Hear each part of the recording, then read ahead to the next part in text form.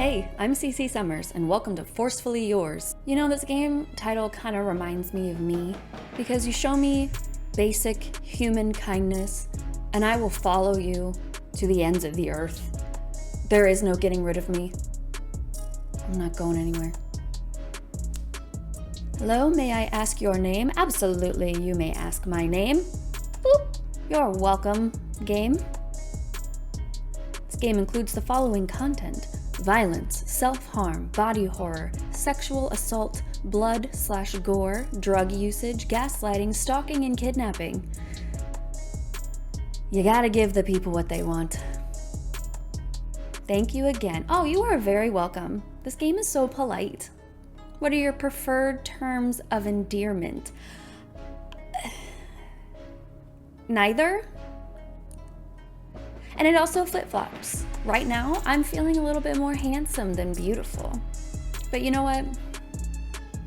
I feel like I'll be angrier with somebody calling me beautiful than I would with somebody calling me handsome right now.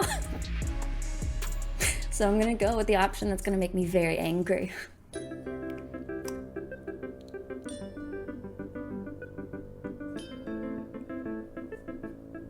I love this. I love that this is all pink. I don't know if you know this. Pink is my favorite color. Like, legitimately. I love pink. I stretch, my clouded mind slowly coming back to terms with reality, orienting myself with the daily process of being alive. It's a warm summer afternoon, the sunlight tickling my face as I recount my night. Who says you can't have fun without going out, I think to myself, thinking of the various games I played last night with my friend from abroad. We both had purchased a couple of We had both purchased a couple of co-op friendly games that were on sale and spent all night voice chatting and drinking. My stomach twists painfully as my eyes wander to the empty bottle. I really should curb my drinking, though, I half-assedly promised myself, bringing one leg over the other as I roll myself out of my bed. I shuffle into the kitchen, ready to enjoy my day off and relax after I have a late breakfast. I'm feeling something light and heavy at the same time, and the decision is almost too much for my incapacitated mind to bear. Ooh. When I drink, I'm not typically a breakfast person to begin with. I don't typically eat breakfast. And then when I drink, I definitely don't want anything heavy in my stomach when I wake up. So we're gonna go with light and fruity. Like me. Oh my God. You can't lull me into a false sense of security, game. I reach into my fridge, circling my hands around the tub full of pre-diced fruits I picked up at my local market. Too much of an effort to slice it myself, and I work hard anyways. I deserve the luxury, even at the additional cost. Plus, it makes it so that you eat fruits. I don't ever feel like slicing fruits either. That's why I buy it pre-packaged. If you can, more power to you. I have crippling ADHD. I can't do shit. Don't feel bad about using products that make your life easier, because if it wasn't for sliced and diced fruits and pre-made things, you wouldn't be eating nearly as good as you are now. Eating fruits is great. Don't you feel bad about that? Scooping a healthy portion of yogurt into the bowl, I sprinkle the fruit chunks on top before grabbing a spoon and folding the meal into itself, mixing the blend together into an even consistency of fruit to yogurt ratio.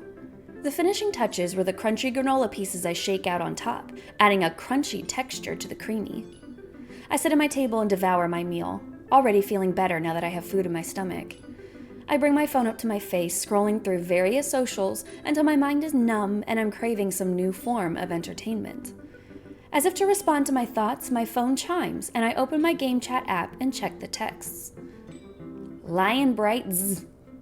Hey, how are you feeling after last night? You went a little heavy on the drinks and I was worried you may not make it out of bed this morning, LOL.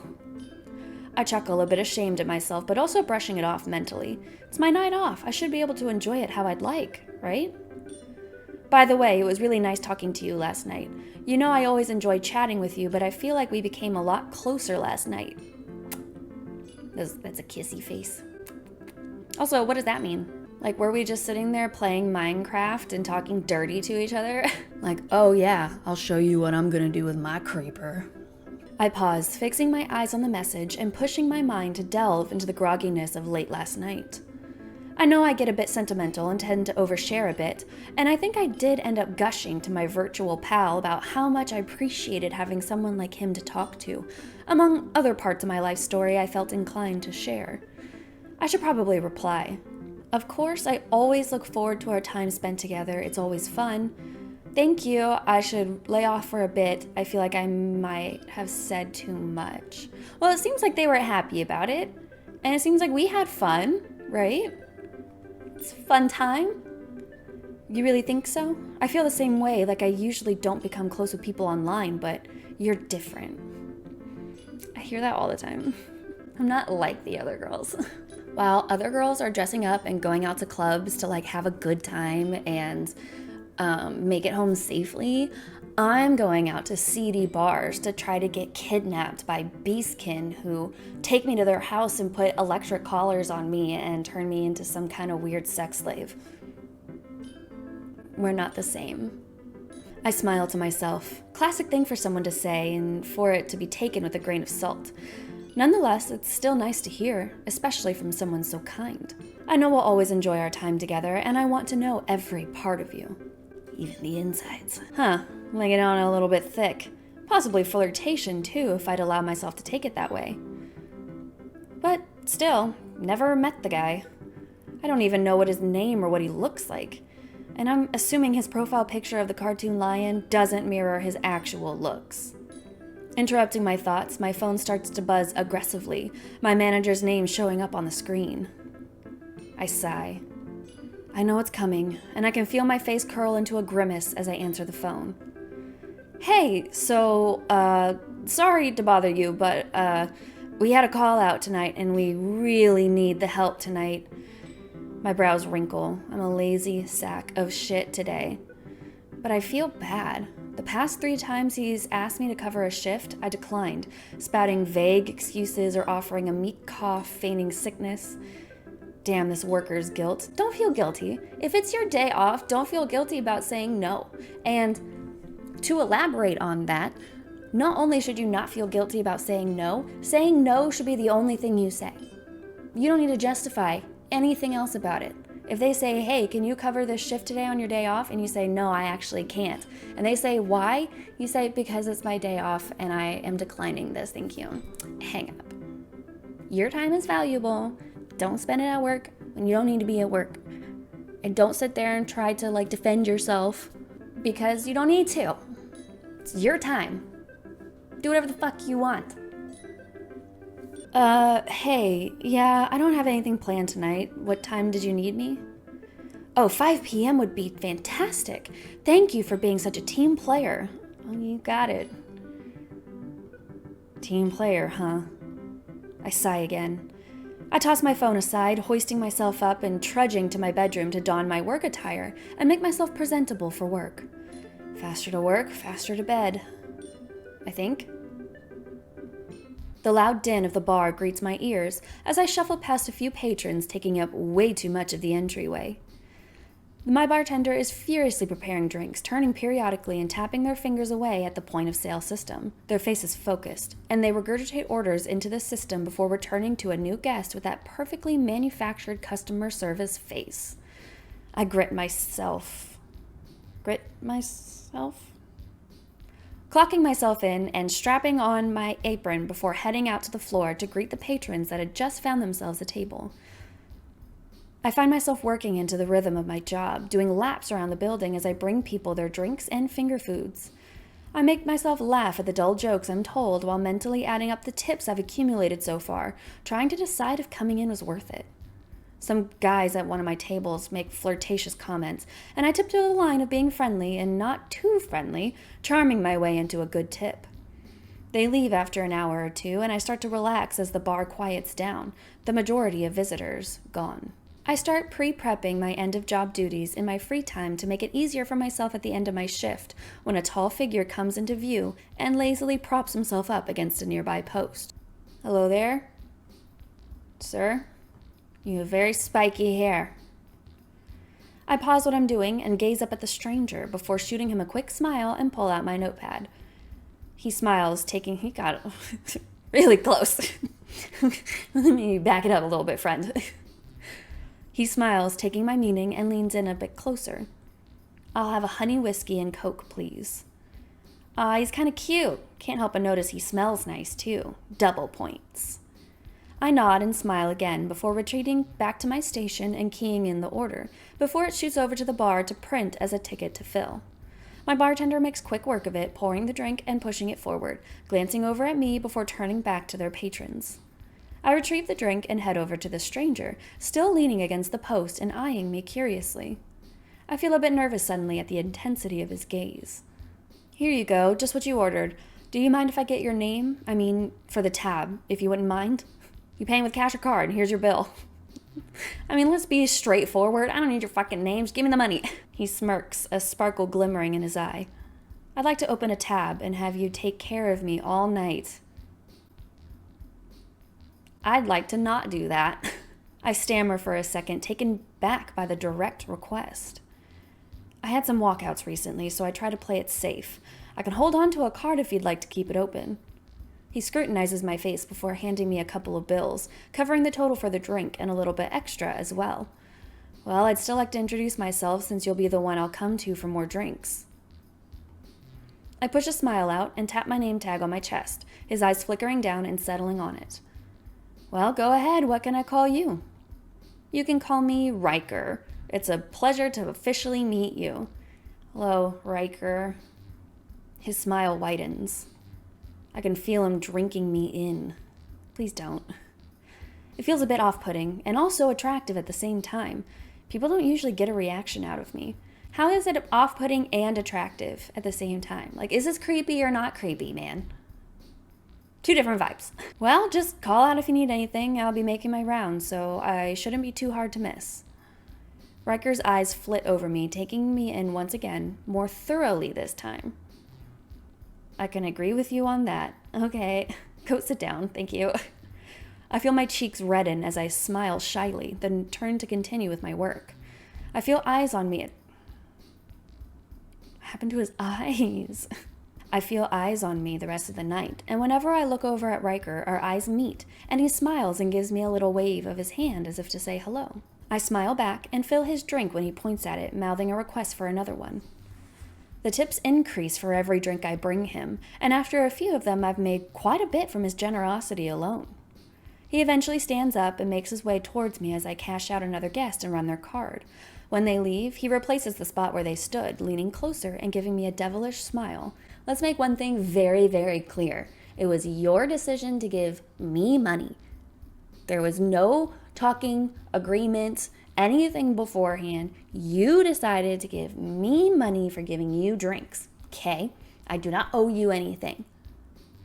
So if you get all butthurt and be like, you're not going to sleep with me because I gave you all this money. That's what you're supposed to do. Feel like super grateful and then, sleep with me. Go ahead and get it over with now so I can just give you that money back. Like, bitch, I owe you nothing. Best service I've ever had. I'm definitely coming back for you. Okay. He slides a paper over to me across the counter before smiling one more time and leaving through the exit. I freeze for a moment before flipping the paper over, revealing a number written across the small sheet in bold black letters. That was interesting. One hell of an intense individual. I pocket the number and return to my nightly duties. The bartender yells out for last call, and I circle the bar, cashing out the rest of the guests with tabs open. With the tables wiped, floors mopped, and various other forms of side work finished, I count my earnings and clock out, following the rest of the staff out as we lock up. Living close to my place of work is insanely convenient, except for when I'm trekking home late at night, way after most well-adjusted folk would have gone to sleep. Where is he? Where's that fucker hiding? I stick to the safety of the streetlights and pull up my phone, hope to find the comfort in the familiarity of my personal window into the internet. I'm greeted by a number of notifications. I open my game chat app and scan through the barrage of messages. Sorry, was I a bit too forward? Hey, is everything okay? Ah, shit, I never replied to his last message before I went to work, and he knows it's my day off. Don't disappear like that. Please let's just play some games together tonight. I will make sure you're okay. Okay, relax, my guy. Calm down. I regret not pushing you away from me this morning. I halt to my steps and stare at my phone. That felt kind of ominous. I know he's usually super responsive, and when I'm slow to respond, he tends to get a little bit anxious. But what did he mean by that last message? Just kind of seems out of character and didn't make much sense. The guy lives in another country. How would he even realistically check on me? I type out a reply and start walking again. Hey, sorry, I was called into work. Sorry about that. Didn't check my phone because management freaks out. I wait. Chat bubble appeared and bounced for a bit before stopping. Then start again. Oh, okay. Yes, I'm sorry, I forgot I needed to be at your beck and call at every moment of the fucking day, Mr. Lion. Huh. My fingers hover over the screen and I think of a reply before I notice I'm stepping up to my doorstep. I did not pay attention to my surroundings. That was kind of dangerous. Yeah, now we have fucking Riker stalking us. He's gonna come in the house. But I'm home, and I enter my home, locking the door behind me. I make my way into my bedroom, smiling at the sight of my haven. Stress falls off my shoulders as the work mindset leaves my body. I strip my work clothes, falling back into my chair at my computer, tapping the space bar and waking it from its slumber. What should I do with the rest of my night? Should I see if my gaming buddy wants to play something online? No. Or should I text that number? Also a no. I pull the paper out of my pocket and press out the wrinkles and hold it up next to my phone. The lion avatar on my screen stares at me, waiting for a reply. My finger traces the number written on the creased paper. Neither option sounds appealing. Can we just play video games by ourselves? I'm not one for co-op games anyways. Especially MMOs. The bane of my existence. I cannot stand being around that many people, and I can't stand being around that many people when I'm trying to do quests, because you go to an area and you're like, oh shit, well everything here's fucking dead, and there's a line of like 10 people, and somebody's always gonna cut the line and go and kill what you need to kill, that there's like 3 people who got there first needed to kill because they're an asshole, and then you have to stand there for 20 minutes. Look. Just give me some Sims. I'll play some Dragon Age. Love me some Kingdom Hearts, obviously. But as soon as you add another character into it, I get like, just the more characters that you add, the less tolerance I have for it. Like I could play a single player game for hours on end. A 2-player game, depending on the person, for a couple hours. Anything more than that, I'm just like, I've got a tolerance of about an hour. Maybe. But it's fine. I'm a social person. It's fine. Okay, I don't like to go out after work. I like to just play video games, so let's go talk to needy fucking lion guy. I set the paper down, leaning towards the comforting familiarity of someone I feel like I already know. My fingers swipe across the screen as I type out my decision. Hey, so would you be up to play some games tonight? There's that new farming sim we've been looking into. I wait for a reply and the app notifies me he's seen it. After a solid 2 minutes, the chat bubble pops up before his reply comes up on my screen. Oh my god. Yeah, I'd love to. Just give me about an hour or so and then I'll play with you. That took 2 minutes? That took 2 minutes. Were you peeping at me through my window? Is that why? You were just like, ah, shit, she actually responded and she wants to hang out with me. Fuck, I need to get back home. Okay then. He's usually glued to his computer, but that's fine. I can just browse some forums or catch up on videos I've been meaning to watch. I reply. Okay, no big deal. I'll wait up. I send the message through and load up my web browser. What fucking time is it right now? We started a shift at a bar at 5 o'clock in the evening time. Bars typically close around 2 o'clock in the morning. So we had a full shift at work, walked home, and now we're going to hop online and play games in an hour? Like, even if it's a fast walk home, like you get home at like, what, 2:15, 2:20? You're not even going to start playing games until 3:30 in the morning? No. I stop talking to people after 10 o'clock. I spend my time finding different articles on my favorite site, chuckling at some content I find there, and intermittently switching to some videos uploaded by some creators I follow. I start to feel a little bit bored as I mindlessly browse the web, trying to ebb away my boredom. Time continues to tick by as I eventually pull my eyes to the clock, realizing that it's already been almost 3 hours. I'm all for staying up all night like a heathen, but staring at the screen without any interactive action is starting to take its toll on me. I pick up my phone and open my game chat app, noticing there's been no reply. I start typing out my response. Hey, are you ready to play yet? It's getting kind of late.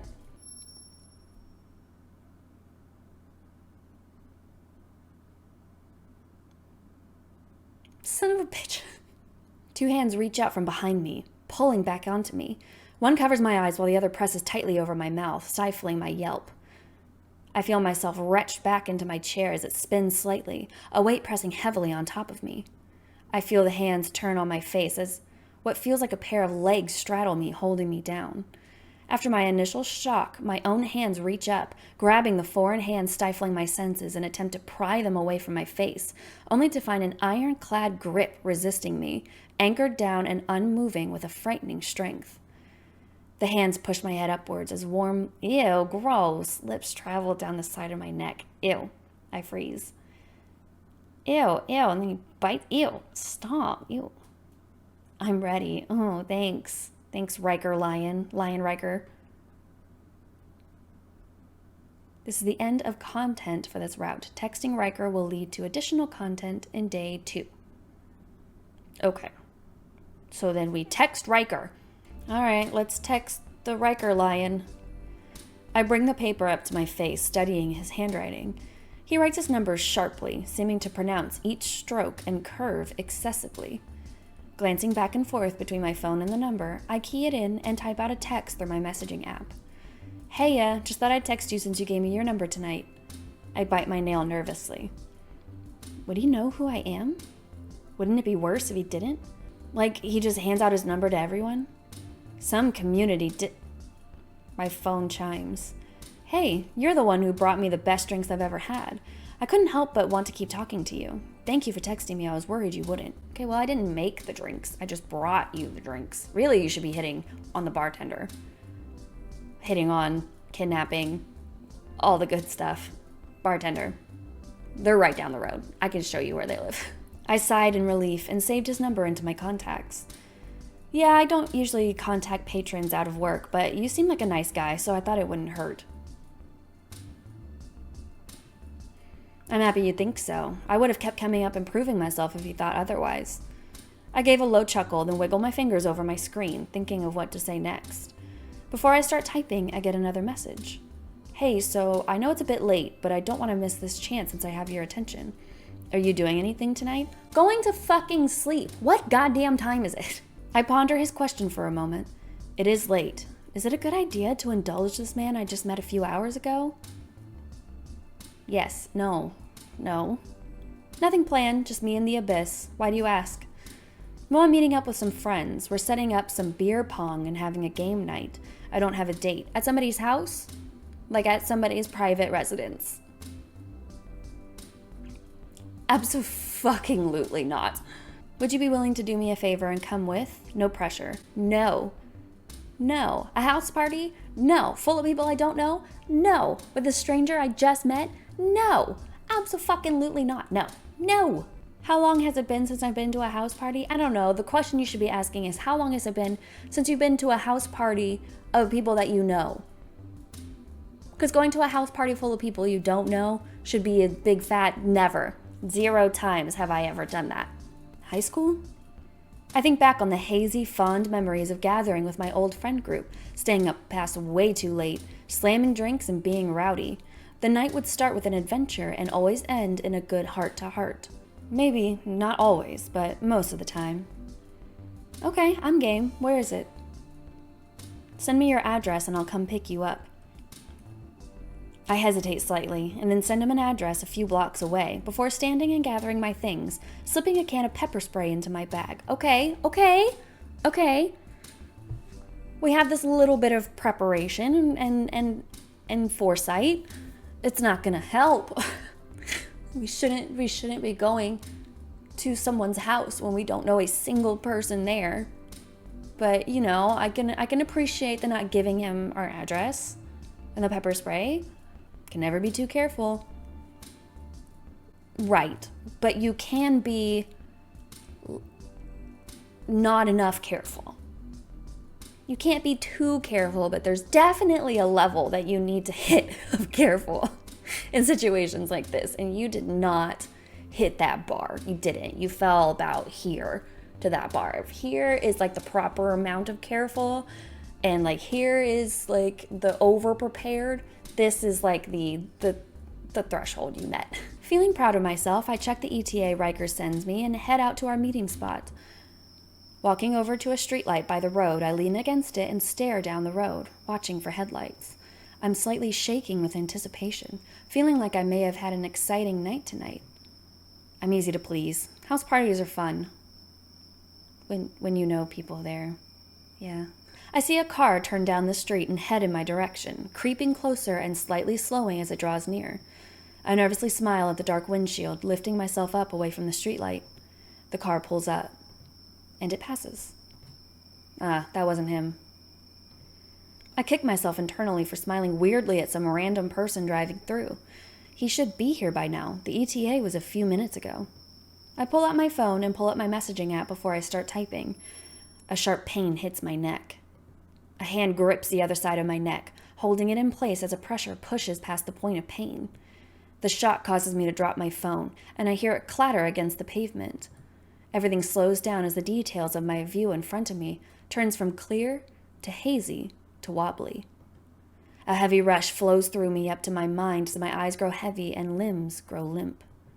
I feel the faint feeling of fingers snaking around and tightening over my neck when a voice comes from behind me, sounding distant and buttery and familiar. Hello there, beautiful. Oh, hello, Riker. Yay. Oh, my head hurts. Yeah, I can imagine it does. A light red hue colors my vision as I feel my eyes pressing shut, the soft light still pervading my head. My mind is a fog, feeling like I had some interesting dream, and I attempt to recall it, curling my body in on itself. I'm greeted by a soft, fluffy fabric. It's weighted, and I gather it into my grasp, warming in its embrace. My head is buzzing, and a slight rush of adrenaline pushes through me, raising my heart rate slightly and bringing me to a state of being aware. Wait. This feeling is not familiar. My skin tingles as even more adrenaline fills me. I feel on edge, and my mind pushes me to observe my surroundings. I open my eyes. My eyes are strained against the blinding light, the sleepy, crusty feeling prickling against my tear ducts. I raise my hands groggily as I push into the corners of my eyes, wiping away the crust that seated itself there.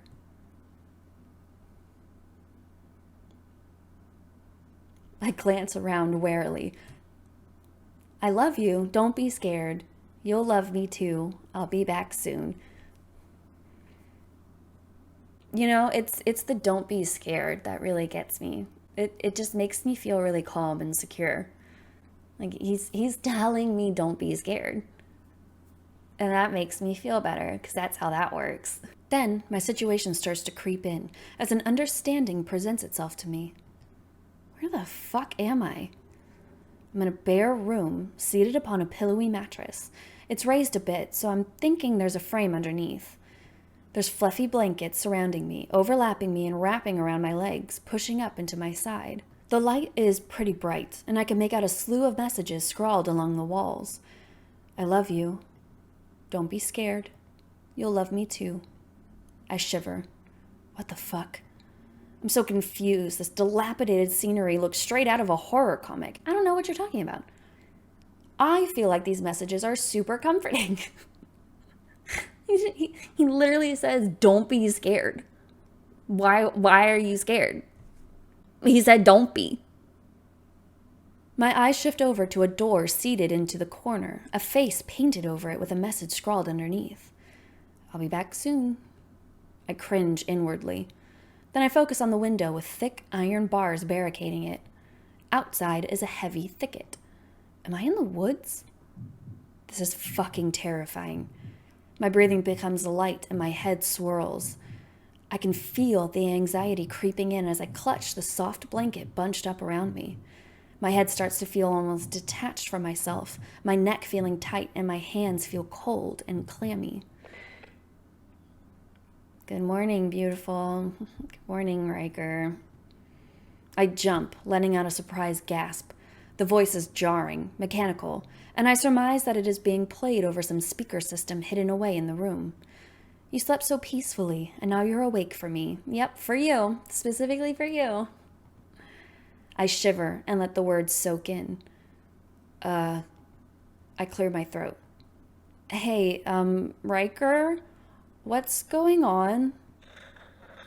There's a stretch of silence, followed by some shuffling noises, sounding like a mic being readjusted. You are now right where you belong. I've brought you here. What? Where I belong? What do you mean by that? Yeah, this doesn't look like a Taco Bell. A low sigh played over the speakers. You've captured my thoughts, and you fill my heart. I can't stop thinking about you, and I need you here. That is excessively forward and weird. Agree. Well, that doesn't explain what the fuck is going on right now. This whole situation is a pretty weird one to wake up to. Where the fuck am I? I push myself out of the bed before he responds, striding over to the door and grabbing the handle. My turning motion to the handle is met by immediate resistance. It's locked, obviously. I push against the door, hoping for some give. My arm strains as I push the handle up and down, looking for some weakness in the hold of the lock. No such luck. I back away from the door, eyeing the frame, noting that the hinges must be on the opposite side. You're right where you need to be. His voice plays melodiously through the speakers, and it raises my panic. What do you plan on doing to me? A soft hum followed by a chuckle permeates the room. I intend to love you. A silence follows as I stir his word over in my mind. I don't even know you. My voice feels strained at this point, each word forced out. This doesn't make sense to me. My deep-seated, structured reality of working 5 days a week, sleeping and gaming and doing what I want in my free time clashes with the current feeling of total helplessness and lack of control. I can't go to my room. I can't use my devices. My phone? Yes, that's what you should be worried about right now. The fact that you can't go online and play video games and that you don't have your phone anymore. Priorities, man. We're great at them. My hands grasp at my pockets, met with barren emptiness that cements the dread in my chest. I can't call for help.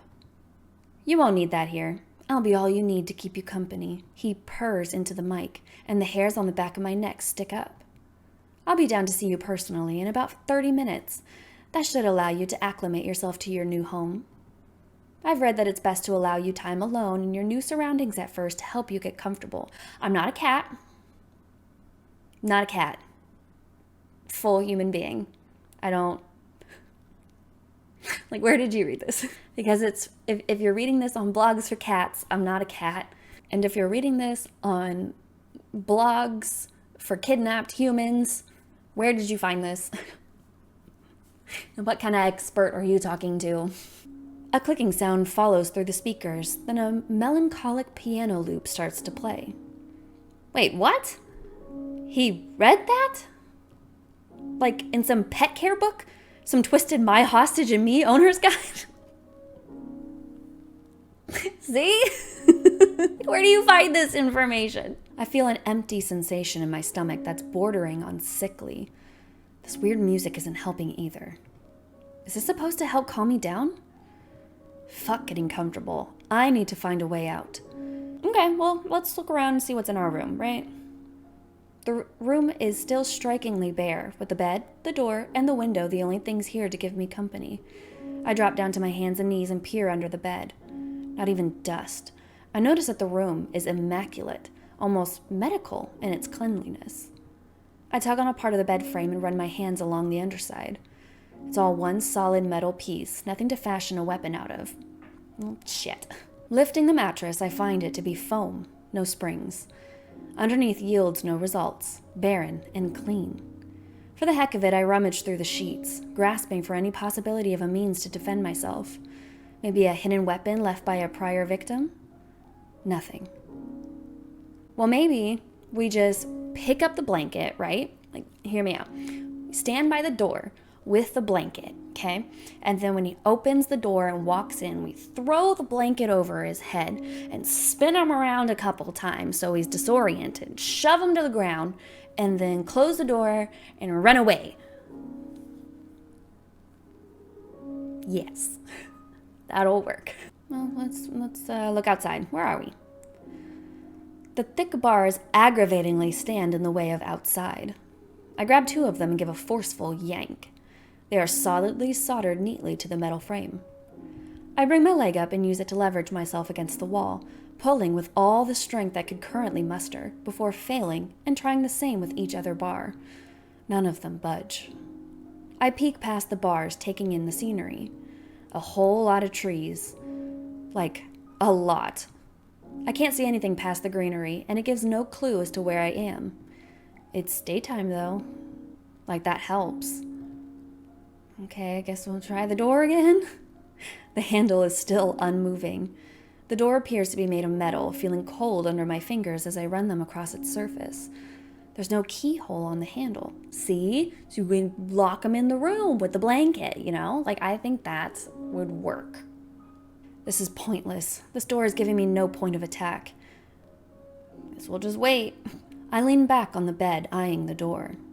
Time slowly creeping by as suspense builds inside of me. I can't even tell how long it's been. There's not even a clock in here. The handle rattles suddenly, making me jump violently. I feel like this MC is really taking the situation in stride. Like, there seemed to be no buffer time between waking up and realizing that we've been kidnapped and then immediately accepting the situation and trying to get out of it. Like, we were instantly like, holy shit, we're locked in this bunker thing. I need to find a weapon. I bet there's been previous victims. They might have left me something to fight this guy. Let's go. Like, so the transition was just instant. It's like we've done this before. It's like this isn't our first rodeo. The rattling is followed by the sounds of a series of locks coming undone, one by one. 4, no, 5 locks? Psycho. Yeah, 4 is fine, 5 is excessive. I can feel my whole body clench as the door slides open, revealing my captor. Hello, beautiful. What's up, Riker? Do you just call me that because you don't remember my name? It's really easy. Like, that's embarrassing. You don't know how happy I am to just have you here all to myself. He pulls out a remote, clicking it once, and the music stops. Now we can have a conversation. I'm sure you have questions for me. My mouth is dry, and I painfully push myself to swallow my apprehension down and decide what to do next.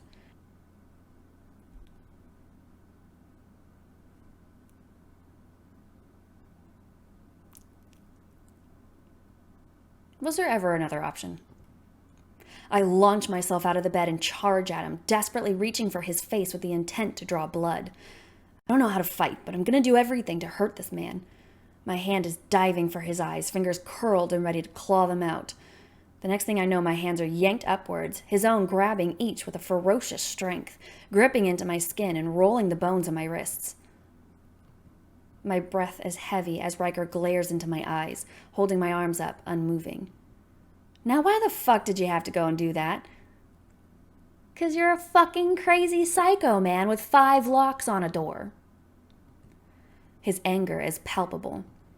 His gaze burrows into me and he forces my arms down to my sides, still gripping them tightly, bruising my flesh. I guess I have to die now. It didn't have to be this way. But it looks like you're going to have to learn how to behave before you get any privileges. I shudder under his hold, attempting to jerk my arms out of his grip. I'm not going to die immediately? Wow, he shows more self-restraint than like half of my ex-boyfriends. Oh, I don't like that. I don't like that you're like all up in my face like that. I need you to take a step back. He moves closer and forces my arms behind me, encompassing both of my wrists in a grasp of one of his hands while the other reaches behind him, pulling out 2 sets of metal cuffs. They clink heavily together and I freak the fuck out, pushing violently against him as I try to break free.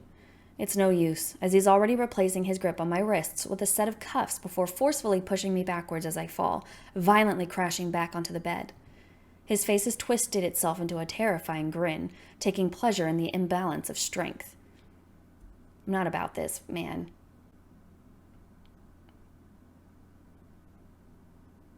Not about this. I clutch my abdomen as I attempt to right myself and get to my feet, but he's already scooped my legs upwards, holding them together tightly between his arm and chest, my ankles pressed up into his armpit. Ew, now I'm gonna be stinky. He fastens the cuffs to my ankles as I attempt to twist myself out of his grasp. The cuffs are tightened down painfully with a quick succession of clicks. He lifts himself away from me and stares at me thoughtfully as I squirm, pulling my hands and feet apart as I try to break free. Metal digs into my flesh, and I feel a wave of frustration flow through me. This man towering over me as I roll around on the bed in a vain attempt of escaping makes me feel pathetic, like a worm. Look what you made me do. Ooh. Go fuck yourself. Is he fucking blushing? I gasp, feeling humiliated. Are you seriously getting off on this? It's just, you look so beautiful like this. He needs to get a new word. I was right. Him calling me beautiful is just fucking making me so angry. I screech at him. He stares at me, dumbfounded as I thrash about and yell obscenities at him. This continues for a bit and his expression eventually softens. I wear myself out and cease my struggling, fighting back tears and panting heavily. My eyes roll over to his face. Is that pity? Concern? I'll let you get some rest. Thank you, Riker. Thank you for letting me get some rest. The restraints will stay on tonight and will help you understand how things go if you continue on like this. I glare at him and then roll away, staring at the wall. I hear the door open and close with a thud. The locks click again, one by one. 1, 2, 3, 4, 5. Like a fucking crazy person. Day 2, fighting back. All right. You know, I'm hoping that there is an ending where we can shove him into the room and then close the door and lock all the crazy locks, but I'm also kind of thinking, what if the locks are closed with keys for that exact reason? Like, what if he's like, the door stays unlocked until he leaves and then he has a key for like everything? I mean, probably that would be the smart thing to do. But also, he's a crazy person that kidnaps people and puts them in a bunker and treats them like cats. Not a cat. Still a person. Anyways, we will move on to day 3 at a later date. Please do not go to house parties with people you don't know. Always have a buddy. Put tracking on your phone. Don't go out ever. Don't have entrances to your house so that crazy people can't break in. Like, take out all the windows and ventilation and just live in a box by yourself. Just a tiny box with no in or out so that nobody can come in or take you out. It sounds reasonable to me. Make good choices. I'll see you later. I'm bored now. I'm bored now. I don't wanna start a fight 'cause I'm bored now. Don't want you to spend the night 'cause I'm bored now. I already know I'm right 'cause I'm bored now. 'Cause I'm bored now. 'Cause I'm bored now. I thought I could make you mine.